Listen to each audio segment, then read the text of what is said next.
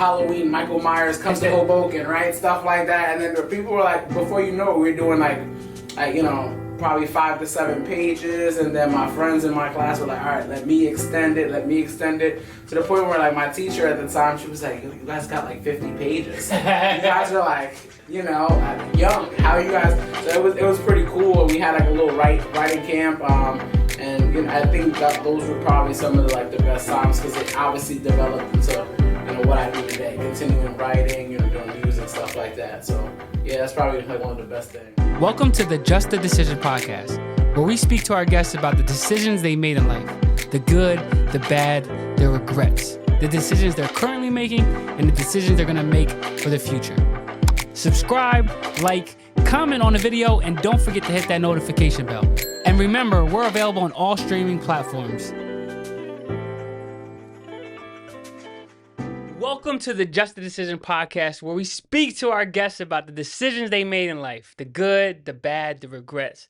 Today, I have a special guest. We've experienced college together, we've traveled the world together, and now I get to have the honor of featuring him on the podcast, Mr. Miguel Padilla. What's going on, brother? How's everything? I'm chilling, and you? I'm amazing. I appreciate you making that trip down to way down South Jersey. Yeah. It was like a 3-hour drive, but Yeah, it's all good, bro. And then We here. Flight from North Carolina. Absolutely. Cool. So we start the podcast with 2 questions. First question: what's your favorite dish and from where? Okay. I mean, you know I'm picky. It's and allergic to seafood. Yeah, so it can't be that. It's probably gonna be the baked mac and cheese from my mom. Okay. Home cooking. Yeah, we get. She makes that for us at least once a year. Okay. So at this point, I've taken the recipe, and I make it when I can. But yeah, that's definitely the best dish. Cool. Second question: someone gives you a blank check. Whatever number you write on it is cashing, and your checking's not your savings. What's one of the first things you'd buy? I'd buy property for my parents just to knock that out the way. I think that their lives would just be so much easier if they have that and it's paid off and it look good. That's like one of the first things for sure. That's cool. Is there like any place in mind or wherever you they pick, want it I to buy? be? Yeah, wherever they want it to be. I just be like, hey, I'm just a card swiper. Okay, I love that. Absolutely. Yeah, most people have been on the podcast have been selfless with that decision. But let's say if you wanted to be selfish, is there something you would want to buy that's on your bucket list to buy? Nah, man. I mean, I think property be the biggest thing right now, but again, it's just like I have so many people I think that I want to bless first. I'm still, I'm a worker, so even if I were to have a check like that, I'd want to work. And I just want to make sure like the people around me are set up first, and then we figure out the rest after. But if I spend something on me, it'd probably be property for sure. Nice. Yeah. The way that question started, I watched someone ask Mark Cuban. Okay. That, like, what was one of the first things he bought with one of his first biggest checks? He bought a lifetime membership with, I think, American Airlines. Fire. And he could travel wherever he wants for the rest of his life. They stopped it after a couple people could afford it, and they're like, "This not making sense in our math." But it'd be cool to buy something like that where you and a person could travel wherever you want for the rest of your life. Didn't a new airline just drop something like that? Not too long ago. Was it Frontier? I think it was like a special though. Yeah, I don't know. It's forever. It was something like $600. Though, for like unlimited flights. Wow, for a certain amount of time or forever? I think it was forever, man. Oh wow! But it's also Frontier. Yeah, you probably gotta fly standby. Right, yeah, something crazy with it, but yeah. Cool. So let's get into as far back as you can remember. What's one of your favorite memories as a little Miguel? Oh,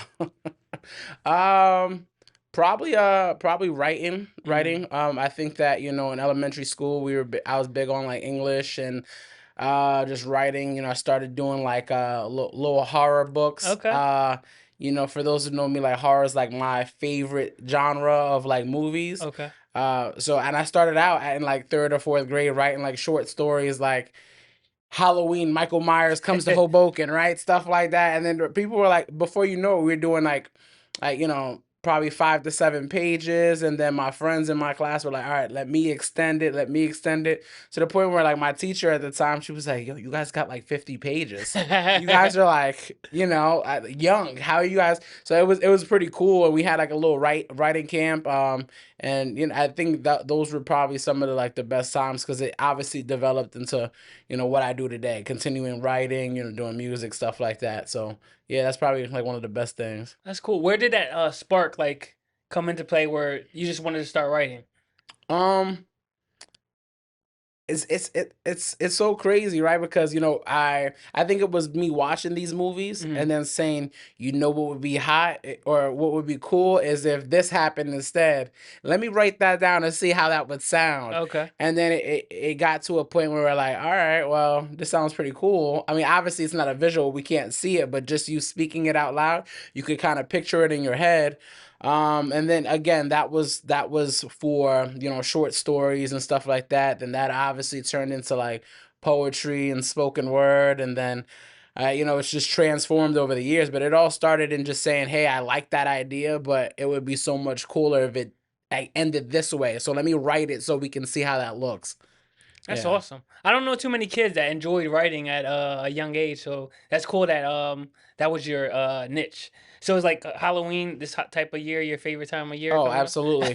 Absolutely. And you know what's so crazy, because Halloween ends October, right? It's October 31st, and then 2 weeks later is my birthday. So that 14 to 30-day period is like the best time of the year for me. I'm typically either traveling, creating something new, or just celebrating, because those 2, 3 weeks are like a sweet spot. Okay. And then obviously we jump into, Thanksgiving and Christmas and stuff like that. But that's my pocket right there. Nice. Was there any I guess like red flags like, whoa, why is this little kid like haunted stuff and horror stuff? Does No. does he need to talk to somebody?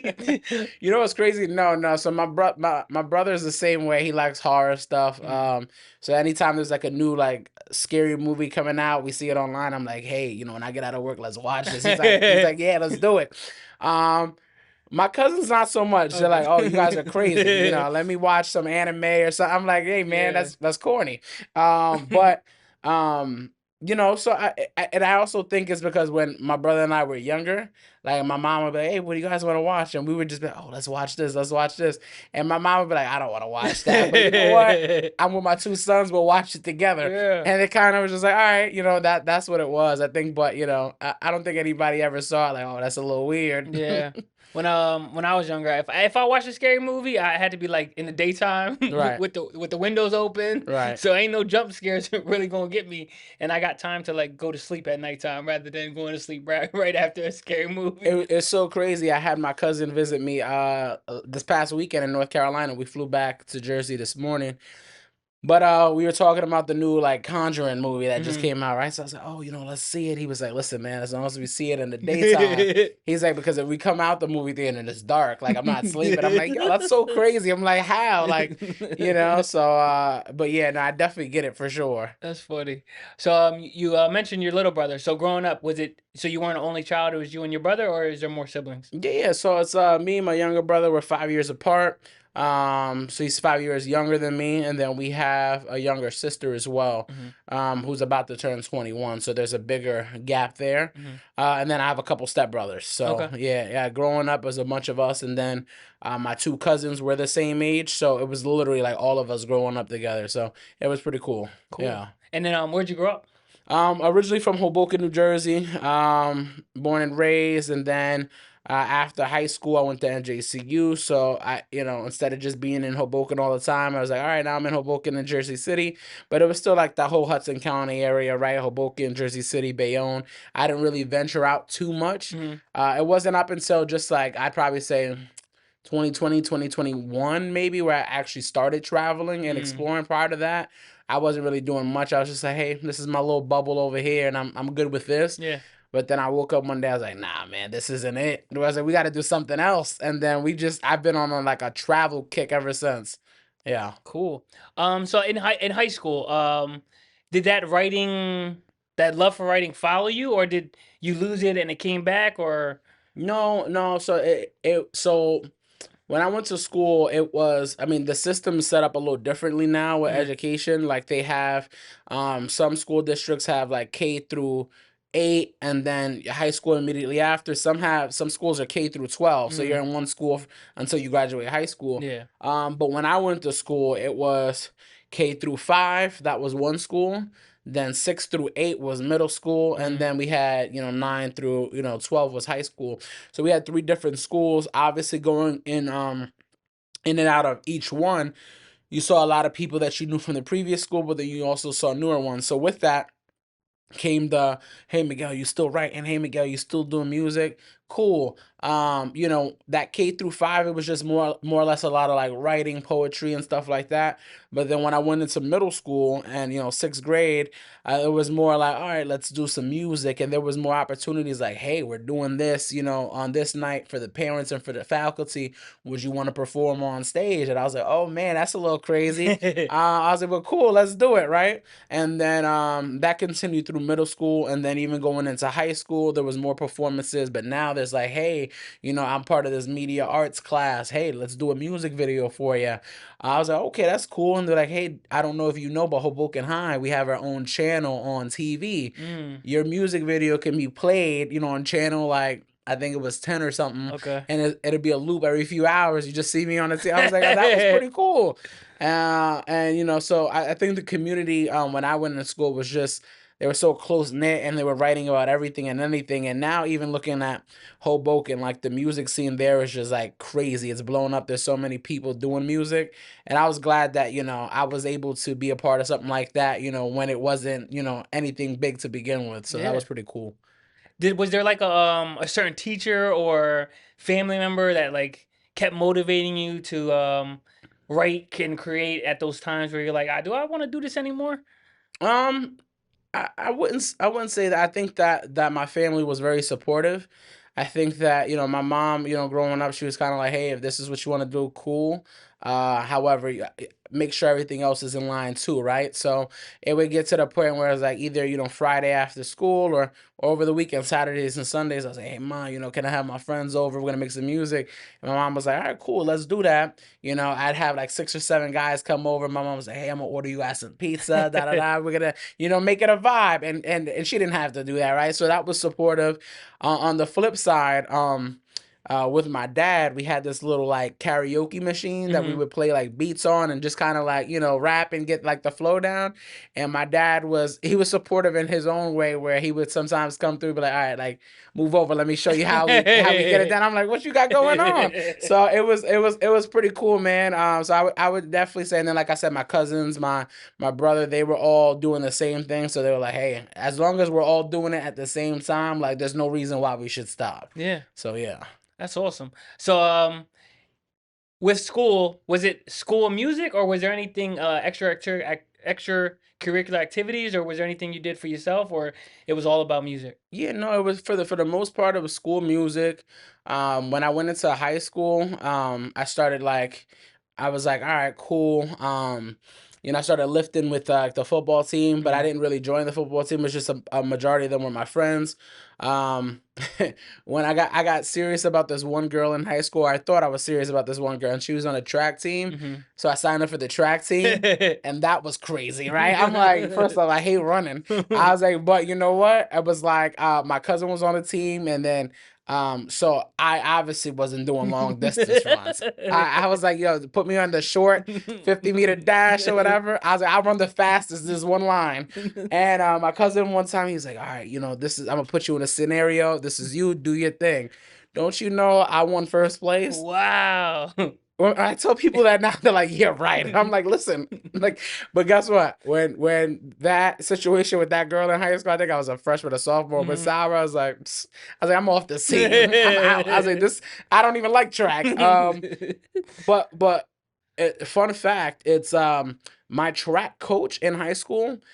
Is actually the aunt of one of our frat brothers now. Wow. And when I saw him, going through his process, and I heard his last name, I was like, weird, but are you related to so and so? He was like, yeah, that's my aunt. I was like, where you from? He was like, Hoboken. I was like, what's going on? So it was pretty cool to see. I was like, oh man, like the small world, man, small world for sure. Yeah. Yeah. Um, So high school, junior, senior year is that time where I guess people find their identity and you're not an adult, but you're getting closer to adult decisions. Right. What was life, or what were you expecting after graduation, or was like college in mind, straight into the work field? I didn't know. Okay. I did know that for sure. I wanted to go to college, right? So I would say sophomore, junior year in high school, um, where I was in my life, I was still very much, young, just being around my friends. I knew that, I don't necessarily have to go to a far college. Originally, I was like, NJCU, I was looking at Kane, I was looking at Rutgers, New Brunswick. But, ultimately came down to, financial aid. My parents made a certain amount. They made just enough where they were like, hey, no grants. They were like, we could get you with some loans though. And I was like, that's a lot. And then Yeah. some of these schools were just crazy. And then coming out of high school, not really knowing much about, wait, I have to pay for school. Yeah. This is crazy. How much a year? Oh my God. I'm like, how am I gonna afford this? At the time I was working at Starbucks or something. I was like, oh my God, this is crazy. Or they hit you with that Parent Plus loan where like your mom will take some and then you taking the rest, and you're like, me? I took that one Okay. from Sally Mae. Yeah. Oh, that's paid off. Yeah, I was like, because they were getting us. Sally Mae's paid off. Fed loans, I'm still working on Right, it. right. So I was like, all right, cool. When I was a junior in high school, I was talking to this person, Mhm. and she was a year behind me. So yeah, so I was a junior, she was a sophomore. Then when I became a senior, she was a junior. She was like, "Hey, this is where I'm going." She was going to Kane, and at the time, I was still in between NJCU and Kane. Mhm. And I was like, you know what? That'd be cool if I were able to go to the same school where she's at. But Kane accepted me at the time because of, my senior year in high school. I was just like, I was already checked out. I was like, I'm done. Which, I don't recommend anybody doing. So Kane, they were like, hey, congrats, you're accepted, but we're gonna accept you part-time. And they were like, after 2 semesters, you make sure you do well, we'll put you full-time. And I was like, well, that sets my schedule back. NJCU accepted me full-time off the rip. So I was like, all right, cool, I'll go to NJCU. But again, Question. yeah. For the non-Jersey listeners, what's NJCU? So yeah, that's New Jersey City University. Okay. It's a college in Jersey City. Okay. So now actually it's so funny that we're talking about both NJCU and Kane because recently, a couple months ago, they announced that Kane is acquiring a JCU. Oh wow. So now it's gonna be called Kane Jersey City Campus. Okay. So I didn't realize Kane had so many different like campuses. I think they have a few out of the country too. Oh wow. I didn't know that. Yeah. And I was like, oh wow, okay, so they have money. So it was pretty cool. But yeah, so I think going back to your question, like what my mindset was after high school, I was just like, I don't need new friends, right? My friends are right here. NJCU and Hoboken were like a 10-minute ride from each other. I was like, I'm not gonna spend too much time on campus. I'm gonna be here for class and I'm gonna go back home. Yeah. That's what I thought my mindset was. Fast forward, I ended up, joining a fraternity, and now at this point, my immediate circle consists of that. Like those people I hung out with back in high school, like they're no longer even around. So it was just crazy how that worked out. Yeah. With making that decision to go to college with your close friend group, what were their decision? Like, was everybody like, "Oh, we're going to college and we're going to do this thing," or what was other routes they took in life? Yeah, so I mean, a couple of them went to college, whether it was community or a 4-year. A couple of them, right out of high school, became firefighters and police officers. Right now, like I just landed in Jersey today, and me visiting the old hometown, I saw a bunch of them I graduated with. I'm like, look at them, like 15 years on a job already. It's crazy. Yeah. Like right out of high school, they got in. So I'm like, wow, crazy. To see that. Hoboken's such a small town; it's just a square mile. Okay. So you're bound to see somebody if you're from there. A few of them are like managers out of like the bars, the nightlife and stuff like that. And some of them just went directly into the army. Okay. Yeah. Cool. So it was a good diverse of you can say positive decisions in life. Right. Was there any friends growing up where they were like, your mom or dad was like, "Yeah, could be your friend, but not too close because he's making those wrong life decisions"? Yeah, I'm sure there were. Okay.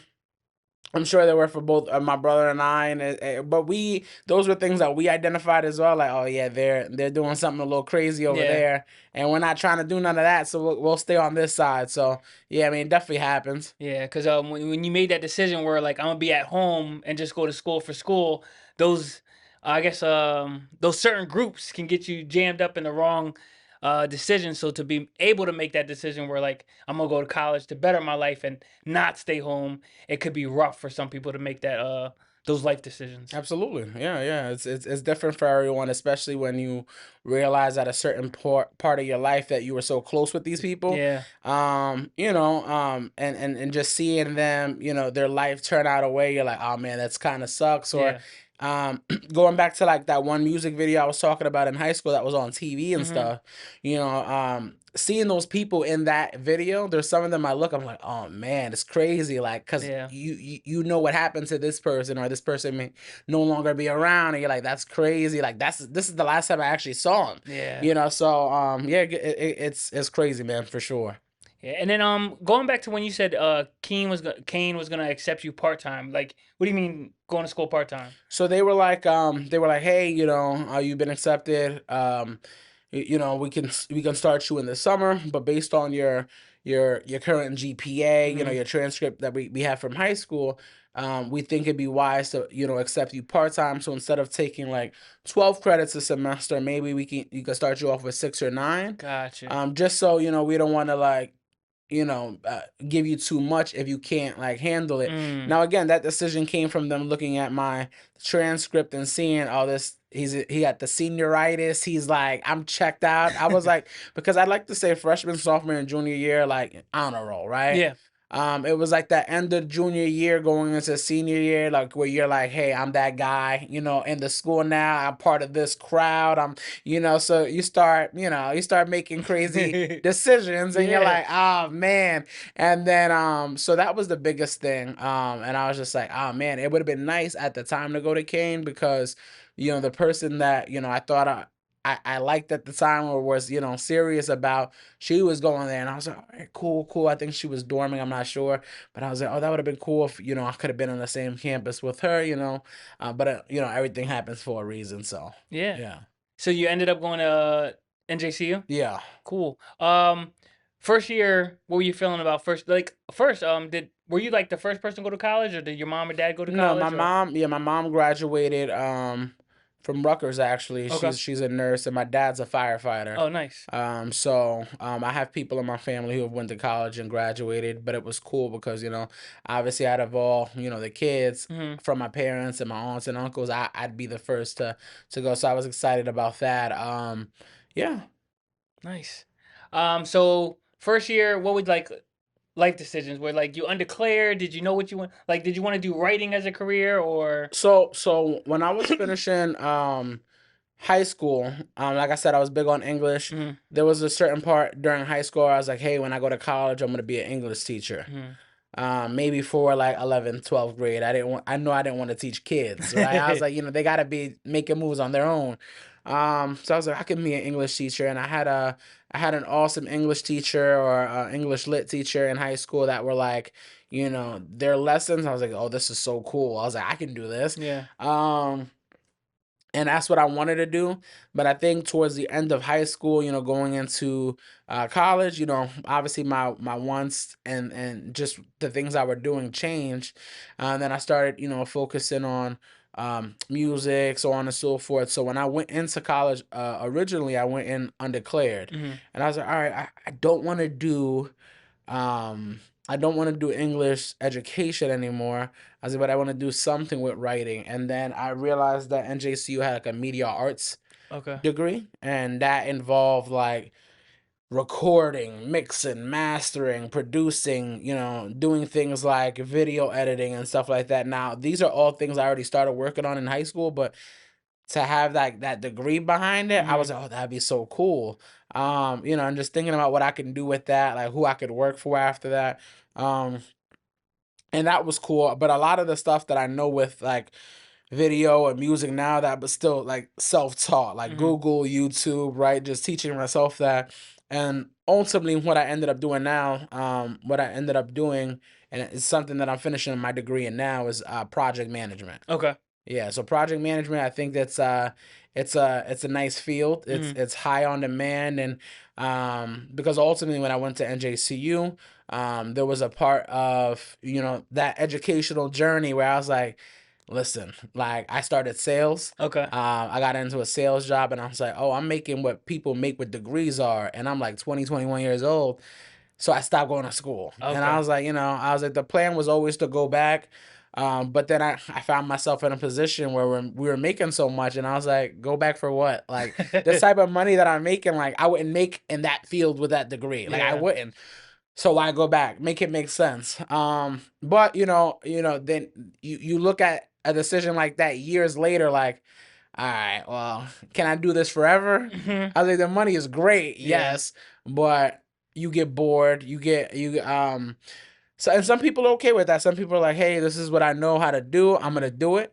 But I find myself now in a place where I'm like, oh, this is like I'm bored. I'm Yeah. bored. I'm like, what's next? What's next? There are mornings where I don't even want to go into work because I'm like, oh man, I've literally been doing this the last like 11, 12 years now. So I was like, you know what? Let's go back. So I'll be done with my bachelor's in project management next year. Nice. And something like that could put me in a position where, I'm hybrid or just fully remote. And I think that if I could get something like that, that'd be awesome with me, liking to travel as much as I do. That would be the dream right there. So. Yeah. Just to go back a little bit, what changed your focus of like finishing your degree and going to that job? How'd you get into that job of sales? So yeah, so after I got into our fraternity, Mm-hmm. I noticed that one of our brothers, who's like you would call him my great my grand big, Okay. so my big brother, his big brother, Yeah. right? He was a store manager for a Verizon. Okay. And I was like, oh man, like I was working at Starbucks at the time, but I was like, you know what? I was like, I'm in a position where I want to make more money. I Mm-hmm. was living in Hoboken, and Hoboken is, I don't know if you've ever been, but Yeah. Hoboken is like below sea level. So like Okay. when Hurricane Sandy hit, the whole town was basically underwater. Me and my mom, Wow. we lost our cars. Our apartment was damaged. There was a lot of flooding going on. So I was like, I put myself in a position now where I'm like, all right, I'm financing my first car now because Mm-hmm. my mom gifted me my first car. Okay. So I was like, oh, no payments, no nothing. This is awesome, and it's a beautiful car. Shout out to And mom. right, shout out to her. But then Sandy took the car, and I was like, wait, oh man, how much is this payment? $380 a month. And at Starbucks, my checks were only like 400. And I was like, And oh that's my, every 2 weeks? that was it might have been I was part Okay. time or something Okay, like got that. you. And I was like, oh, this is bad. I was like, I don't know what I'm gonna do. Um, In so addition to going to school. right, Got right, you. right, right. So now this is what also kind of led me to say, all right, well, let me just work full time because working these type of hours aren't gonna pay for my expenses at this point. Yeah. So I was like, all right, cool. I talked to this brother. He's a store manager at Verizon. We weren't as close then. We just kind of knew each other. Mm-hmm. And I said, hey man, my line brother also, your chapter brother Yeah. Javi, he worked for him. Okay. So I was like, oh man. I was like, all right, so cool. My grand big and my line brother, they're working together. I was like, let me see if I can get in. Yeah. Trust me. I was like, when I get into something, I'll do 150% and we'll make it happen. So I was like, hey man, I was like, I just want to see if you were hiring. I was like, I'm not looking for a handout. You can interview me. He was like, all right, no, I would definitely interview you. He's like, I wouldn't just hire you because. Yeah. So I was like, all right, no problem. I was like, no problem. He was like, you know what? He's like, we're opening a flagship store. What's that mean? Like it was like so the stores have different tier systems and Okay. different like layouts to how they look. You can go into a Verizon store and it's kind of like, very simple, but then you go into another Verizon store and they have like a desk layout and they look like a car dealership. Mm. Those are like, you could tell like, okay, more money went into this store, right? Yeah. Those are like the flagship stores. So he had told me, he was like, hey, we're opening a flagship location. And, upon it opening, I'm going to be the manager. And I was like, okay, that's awesome. He's like, yeah, so I'm building a team for that. He was like, so, if you're selected, you go into that store. So he's reading my resume. And then he's just like, but that he's seeing that I'm very serious. Like even when I came into the interview, he tried to give me like the fraternity handshake, and I shook Okay. his hand. Mm. And then I was like, hey, how are you? You know, and he's looking at me like, okay. So he's like, you know, he's asking me the typical, oh, sell me this, or what would you do in a position like this? Because, you know, I didn't have sales experience at the time. But fast forward, he took a chance with me. Nice. I made, you know, he showed me different things in sales. He showed me how to like maximize, and then I took what I learned from there, and you know, I worked with companies since then like Sprint, AT&T, Spectrum. Like, you know, throughout the years, it's just like it's the same thing. It's just a different system, different product. But like once you have like the fundamentals down on, oh, okay, how am I gonna add this to the conversation? It's literally the same thing everywhere. It's nothing new really. So that's again, no matter. And I think people ask me now, they're like, "Oh yeah, but you're with a different company." I'm like, "Yeah, it's the same job though." Okay. Yeah, as I can get used to talking about something new, but then once that becomes like routine, now I'm like, "All right, now what?" Yeah. So that's the biggest thing. That's cool. Jumping into you needing a job for finances, not wanting to do the job, but you're just like, I need to do the job. Right.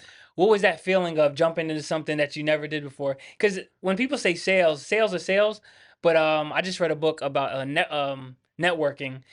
Everyone is always selling themselves, whether you're Right. trying to get a girlfriend, boyfriend. Right. So it's like, how did learning the sales and applying it to items? How were you feeling at that time? I was nervous. I was nervous because, you know, I knew at the end of the day I learned like the comp structure, and I learned that okay, if you sell X amount of things, this is what you'll make. I remember like my first big commission check. It was big for me at the time. Okay. I had to be maybe 21, 22, and my manager, our frat brother, reached out to me. He said, "Have you checked your commission?" And I was like, "No." Like he was like, "Cause you know we get paid our hourly, right? But then you know you get commission." So I went online, I checked my commission was over like $2,000. Wow. And as a 21, 22-year-old who's used to making 300, 400 every 2 weeks, I was like, oh, that's crazy. I was like, and he was like, see, he's like, you didn't even do nothing crazy this month. He's like, you just listened to the plan and you made some money. And that was within a Verizon like authorized dealer. So Okay. which means that wasn't like a Verizon owned store. That was like a franchise. Okay. Now, don't get me wrong. Like until like to this day they are the biggest Verizon franchise. Like they have more Verizon stores than Verizon does. Wow. And that, I mean, that's Verizon's plan though. They want that so they don't have to pay for rent and all these bills. They give it to franchises. But now I'm like, wow. So then again, taking what I learned there and bringing it to Sprint and AT&T, you know, and then becoming a manager. Now you're seeing like those $2,000 checks become $4,000 or $5,000 checks, and I'm like, all right, what are we doing? And then that's when I started traveling, and I'm like, you know what? Let's see what's out there. Let's enjoy life a little bit. Yeah, and it's been cool. Yeah, there was a time where Javi lived well, he was from up north, but he was like, "Yo, it was a time where I wanted a break. Right. I didn't want to work. I worked since I was 14. I had a good change. I graduated college, and I was like, I just want to chill." Right. Javi was like, "Nah, come up here." And I don't know if you it was in Paramus, the Verizon Route 4 or Route 14 or something. Yeah, yeah. By the Lamborghini dealerships. There was two, yeah, right. So there was a Verizon on Route 4 and then one on Route 17. And he didn't put me on the phones, but he put me on The cable. Yeah, cable internet. You worked for what was the company? 2020. Yeah, 2020. Yeah. So I worked with them a little bit. He put me on that, and it was a great experience because you said the first walking up to somebody, knowing you want to sell them. But one of the best things I think I've ever learned from that company was earn the right to sell. Right. And I've applied that to friendships, family, earn the right to be able to talk to this person, earn the right to be able to respect that person. And when you said those checks, I left that job and I was still getting checks 3 months after I left that job due to the commission. Right. So it was pretty good, that fun. I don't know if I could do sales that long, but for that time being, right, it was an awesome. I feel like everybody should do that for a little bit. Right. I mean, jump into sales and just earn that skill. Because even talking to strangers, walking up to somebody, you're like, hair sticking up in your neck while my hands sweating. Right. You're like, oh, what's going on? Yeah. And then you start stuttering. You're like, oh man. You be like, you'll never mind. Yeah. But you know, sales is definitely cool. It's definitely something that I recommend everyone do, unless you know what you want, right? Unless you know off the bat you're going into like the army or a firefighter, a cop, or even there are people who are like, hey, that's not my speed. I work with my hands. I want to do construction. I want to do this. So everybody's different, but for sure, it's definitely a nice trait. Cool. So after you getting into the flow of sales, earning your first couple big checks, what was your decision on traveling? Like, where's the first place you went, or like, how'd you get that idea to like, I'm going here? Yeah, I think that everything that I do, it always tie, and I laugh because I think everything that I do, it always ties back to like a relationship that I was in, or it ties back to somebody I was with at that time. So going into college, I had gotten into a relationship. Cool person. Yeah. She taught me a lot about myself today. Because going into college, you have this idea on who you are, but you're still a kid, right? Yeah. You're growing. That's the sweet spot where you're going from boy to man, Finding identity. right? And then everything happening in that moment, it's creating you. It's literally molding that path for you. So I was with this person, and she was very at the time. She was a little older than me. She was introverted in a sense. When I went out, 9 times out of 10, it was with her. She wasn't really a fan of, hey, can I go? I'm trying to do this just with the boys. It's like, why? And I'm like, come on. And again, me not really being prone to relationships or doing the whole relationship thing, and I have an answer. I was like, oh, maybe this is how relationships are supposed to be. I don't know. A lot of my friends from home, my cousins, they weren't in relationships. We were just, kind of chilling, kicking it. So I was like, oh, maybe I'm tripping. So I didn't travel when I was with her. Again, unless I was with her. Yeah. So I was just like, all right, well, cool. Fast forward, once that was done, I had, some of our friends now, or our frat brothers, they're like, hey, we're doing this. You want to come? And I'm like, sure. So I think the first one initially, I'm trying to remember. The first one I might have been invited to, like our frat brother and his wife, they had a wedding honeymoon, but like it was like a group trip. They went to Costa Rica and they invited all their friends in the wedding party.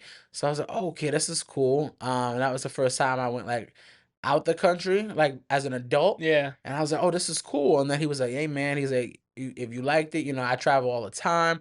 He's like, I'm big on cruises, Royal Caribbean. So, I started cruising. I was like, oh, this is dope. This is dope. And then we went multiple places since, Florida. We visit, we're trying to knock off the 50 states, so we're trying to like explore more out the country destinations. But it's been cool so far. Yeah. Yeah. I love those trips. Yeah. The Costa Rica trip is cool. Cruising is a whole new world. If you don't travel, at least go on one cruise. I know people say, I don't do water, I don't know how to swim, Right. especially when I can't see land. But once you realize you're in the boat and you don't have to see the water if you don't want to, right? Because there's so much to do in the boat. I think you have to do the most to even see the water. Yeah. The boat is so big, I can look like this and not see any water at all. So I mean, it's yeah. Yeah. And then getting into relationships, it's funny when we go on these trips that our friend groups, a lot of them are getting engaged, getting married. So it's like, yo, Josh, you want to be my roommate on this trip? Right. Because it's like, yeah. I'm not trying to be the third person in somebody's room. Right. Now, I've done it already. Okay. I've been the third person. I'm that guy who's like, yo, I don't care. Like, I tell, like, my friends know now, all, like, my immediate, like, circle from up north, they're all married. I'll go to their house and be like, all right. I'll be like, oh, y'all look cute on the couch, but move over. And that's been me. But, yeah, even because you've definitely, like, been my roommate a few times. I'm like, hey, Josh, I'm the only one single. Yeah. You trying to come through something. And then, it's been cool though, man. It's definitely been a vibe for sure. Nice. So I have your book right here. Oh yeah. Miguel Padilla, Love in the Third Act, Finding Your Person in Your 30s. Get your copy. Where can they get the copy at? It's on Amazon. Cool. I just recently I bought the book a while ago, but I just read it, and it was cool to uh, think about relationships as an adult. Cause still, I want to be in a relationship, but I still have that young urge in me. So it was cool to sit down, relax, and read the book. And what I know you started writing at a young age. What made you decide to just write this book now in your life? Yeah, so I think it ties in with the music. I think a lot of like these songs, like a lot of the things that I write about now, music wise, have to do with like relationships and stuff like Mm-hmm. that. So I was like, all right, let me try to do something else where I've done spoken word before and just poetry about relationships and stuff. And I was like, all right, let me start writing again where and put like pen to paper and see what I could come up with, and that's what it came up with. Now with me, not writing, I would say like a novel type style or like a book in Mm-hmm. quite some time. I was like, all right, let's try this out. So I think it was like a reintroduction to me, like writing like that type of style again.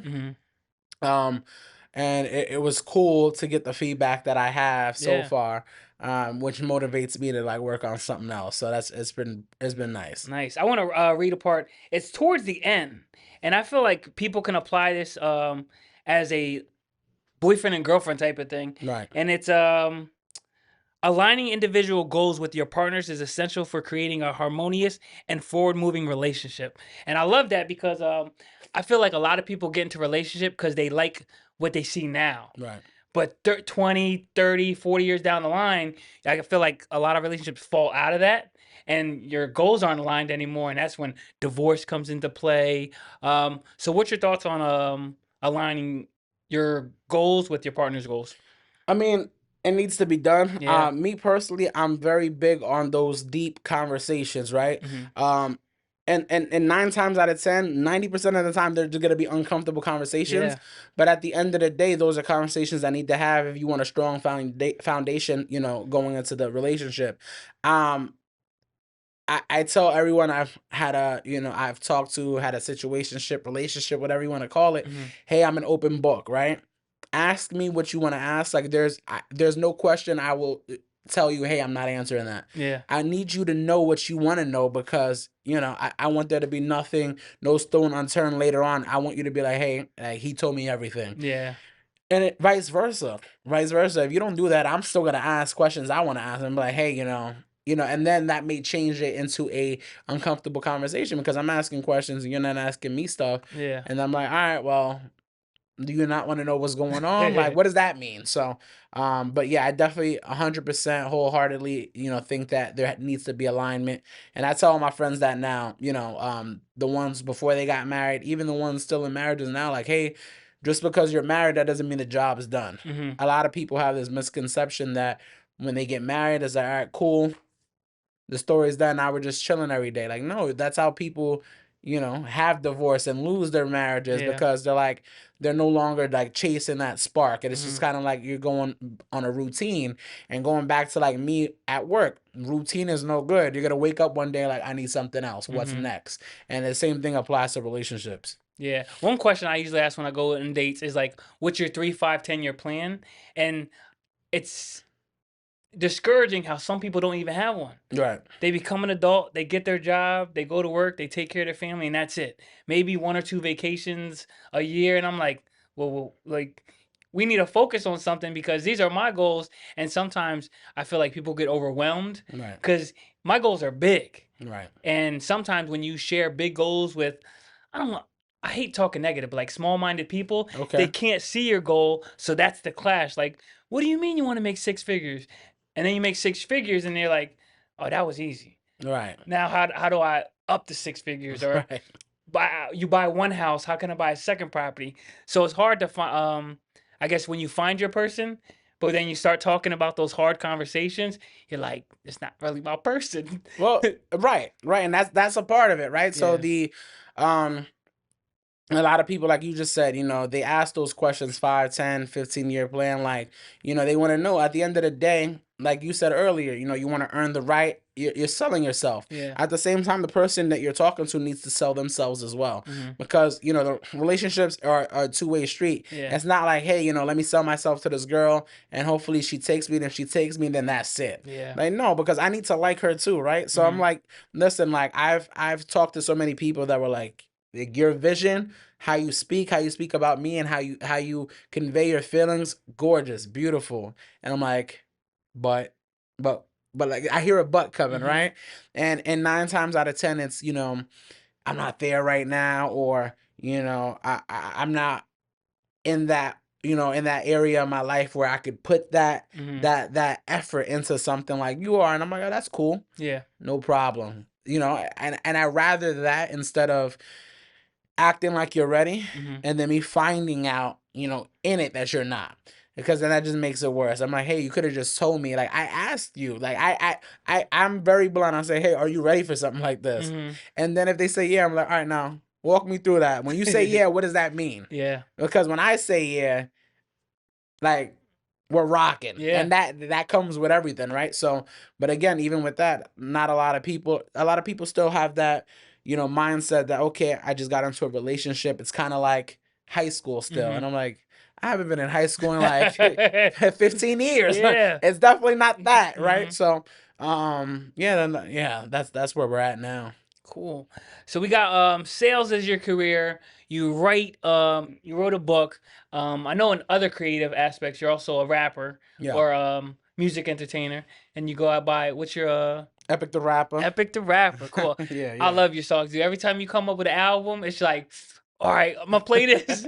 Put it on my Instagram story. Appreciate it. Yeah. But where did that come into play? Like in high school and still now? So I started doing music probably in elementary school. So I had to be like in 3rd, 4th grade. It was, growing up, like my favorite rapper was Eminem. Okay. And, growing up, like my cousins, they all liked, they were big on like, Biggie, Pac, 50 Cent, Ja Rule, that whole thing. But me, I was the one guy in the whole group that was like Eminem. I was like, Eminem, he got it. And so, and I think when I was younger, I always tried to rap like him. And then I realized at some point, like, that's not my flow. Yeah. So, we found a way to, slow it down and just, just find my style and my speed. So it's been, that long. Yeah. Well, I like Russ right now, but my all-time favorite rapper, I don't really have one. But one of my favorite interviews I watched with Eminem, he was like, I forget what the question was, but he was like, I hate people that say they can't rhyme with orange. Right. And then he starts saying all these words and ad libs, and he's just going. And I'm like, yo, that is crazy. Like, how did you think of this? Right. Yeah. No, he's different. His so when mind you is said different. Eminem's your favorite rapper, I was like, I can see why with his wordplay. Yeah. Cool. So we talked earlier today. You're currently working on your second book. Yeah. So it's another relationship book, but like that book that you have now, that one was more of like an introduction on how to navigate, at this moment in your life for the people who are like late 20s going into their early 30s. The next book is a little more detailed in the sense where I think that after I got some feedback from this book, I've come to the realization that a lot of people now dating at our age, they are running into those people who, don't know what they want, or they're, running into those people who might have like a crazy past or still have baggage and bruises from a prior relationship. So I was like, oh, that's interesting. So the next book focuses on that. It hones in on dating still, but navigating with people who have like past trauma, past baggage. Because at the end of the day, I'm very big on, hey, come healed, because I'm healed, right? And it took some work for me to get to this point, but I know now that, when I get into something new, I'm coming in no baggage from my prior relationship, and that took me years to get past, right? So you can't expect the same from everyone else. However, once you do that work on your own, then you kind of do expect that, right? Yeah. So I talk about that. I'm like, hey, well, you got to think that not everyone's the same. Just like how you want to buy 2-3 properties, your partner may not want to, but your partner may want to support you. Like, all right, what do you need from me so you can do that? Yeah. I don't want to do that, but you could. Yeah. So it's the same thing, and it's just talking to, about navigating. Like, if you really think this person is your person, if you really rock with this person, and they just have, a messed up past, like, how do you work with that? Like, what are some steps that, you don't hurt yourself in the process because they're still holding on to something that doesn't necessarily involve you to begin with. So we're finishing that up, and I'm hoping to release it within the next 30 to 45 days. So Okay. we'll see what happens. Yeah. Cool. You said come healed, Uh-huh. and you envision yourself as healed right now. What defines healed? Well, I guess what's your definition of healed, and what resources did you use to get to that place you are today? Yeah, so I mean, so when you think of healed, right? The terminology, and you look at, past relationships that you were in, and what really bothered you, right? What really hurt you the most, and you know that you're still hurt because then you go into new relationships, and those little things that remind you of your past one, they're triggers. They get you in this mindset where you're like still feeling away, and it may not have anything to do with this new person. But it's like, wow, my ex did that. Once you start doing that in your head, like, my ex did that and I hated it, you know that there's still things that you didn't get over. Yeah.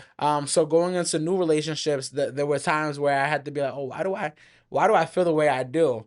And then I would like talk to like my line brother, and or a couple of other friends. I'm like, yo, like, I feel crazy right now. They're like, well, it's because you're still not over this. So that took a lot of self-reflecting. I mean, at the end of the day, it was just self-reflecting. It was, getting that energy out. And, at the time I was doing a lot of music, and, I was like, all right, well, let me say it, in a song. A lot of people are like, they hear certain songs of mine and they're like, what were you talking about here? And I'm like, yeah, I just had to get that out. Right. So, and I mean, those are basically the biggest things, like just making sure that if you find yourself in a position like that, making sure that you find outlets to get that out, because you're not just gonna keep it bottled in and then wake up one day it's gonna be better. Yeah. It'll be worse. You have to get that out in a healthy way. And once you get that out, you'll be able to like wake up one day and be like, all right, this doesn't even bother me anymore. I'm ready for that next step. So yeah. Cool. We're gonna get to the questions now. This is gonna be off the top of the head. First one. What's a relationship piece of advice you would give for those high school sweethearts, adults, or someone in their 30s trying to find that relationship? So Just what one piece of advice that first comes to your for head. the high school and then for the adults. Something generic that all in one. Okay, I mean, take your time. I mean, take your time. At the end of the day, everyone's timeline isn't yours, right? You've seen those memes and those quotes online where you're like, so and so didn't really, get it right until he was 35. So and so didn't really make his first $1 million until they were 50, right? Like, everyone's timeline is not yours. So even for like people like us, right? We look around us and everyone is getting married. Yeah. Everyone is having kids. By default, we'd be programmed to be like, what about me? right. What about us? Yeah. When is it my turn, right? But at the end of the day, then you look at, well, hey, you also start, deciphering why you don't have that for you, right? You want these properties. You want to be successful in a way that maybe a relationship now will slow that down, right? You're like, hey, let me focus on this. So when I find my person, I'm like, hey, I already did this. I'm ready for you now, right? So, and that's the biggest thing. So like, I think that in my journey, right? I moved out of Jersey twice. I went to St. Louis, then I came back to Jersey. Now I'm in Charlotte, and I'm still kind of like, well, I don't know if Charlotte's it for me, right? So I'm still in between here and there, and I'm like, well, and then now I'm finishing school, so I'm like, well, maybe I don't have that yet because I don't know where I'm literally planting my, my seeds, so to speak. And, and I should finish school and get into that. And then maybe it'll all fall into place after. So I think that would be the best piece of advice. Just take your time. It'll come when it comes. I love that. Yeah. And you already spoke. That's my second question I was going to ask you. That person that's hesitant on making that big jump, because leaving the state that is your home, you love, and you did it twice. Right. What's that piece of advice you would give to someone to say, make that jump? Yeah, I mean, the world's gonna go on without you, right? I think the biggest thing for me is in hearing advice like that was you look at things like the workplace. You got like you would consider yourself a hard worker. You're like, I work hard. This job would not be the same without me. When in reality, they would, right? They you say I quit or they let you go, they'd have your replacement within a couple weeks, if that. Um, Same thing with your hometown, right? You might be like, hey, I grew up here. I gave this town 20 years of my life. They need me. No, they don't, right? I've seen people come and go. And then, the conversation then goes, hey, remember this person? Whatever happened to them? You go from being around to like whatever happened to them, right? Um, the town, your friends, nothing, you're not going to miss anything. You're not going to miss anything. And we're in an age right now where if you want to visit, you can visit whenever you want. That I think that's the biggest thing is like if you want to explore what's out there, then do it while you can. So you don't wake up one day like I wish I did. And that's the biggest thing. And that's not just traveling. That's taking that leap in terms of what you got going on at work. You may be 1 foot in, 1 foot out of a relationship, and you're gonna wake up one day and be like, I wish I gave that a chance because now this person either moved on or something may have happened. Now we can't explore this. And I'm very big on no regrets. I wanna be able to say, hey, well, I'm glad I did that, or I'm glad I tried.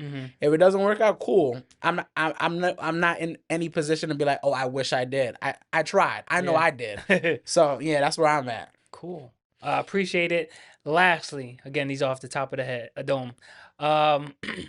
You said there was a time where the friends you grew up with, they're still your friends, but they're not your friends' friends, and you have this new group of friends going into college. Right. That space of, I guess, leaving your friends behind, what would you give, again, advice to those people that are scared to get those new friends because they're so saturated in their old friends? Yeah, I mean, at the end of the day, if your friends are your friends, they want to see you succeed.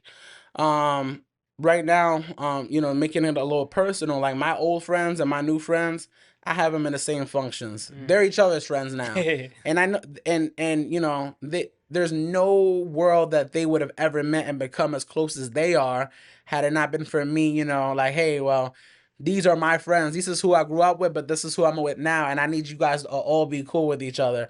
And it's dope to see that. Like I'll see my like line brother making a song with my cousin now. I'm not even on the song. I'm like, oh, y'all just doing stuff on y'all own? Cool. I love it. I really do. It makes me so happy to see that those two groups are so cool with each other. So yeah, I mean, there's my piece of advice would be like, hey, if they're your friends, they're your friends.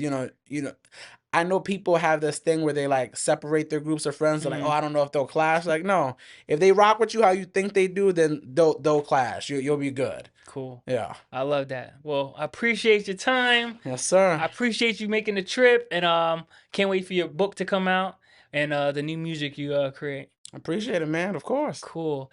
And that's it, and we'll see you on the next one.